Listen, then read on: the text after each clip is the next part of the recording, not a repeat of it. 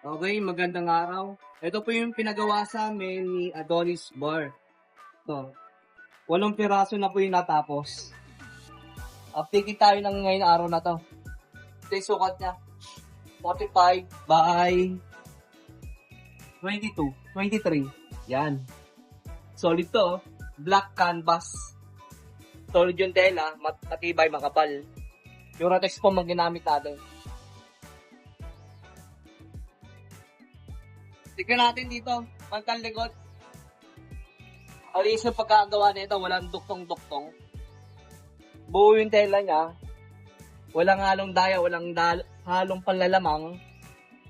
Yan. Ganyan ka-quality ang gawa ng RF Furniture Shop. Ito, 8 piraso. 8 piraso nang natatapos.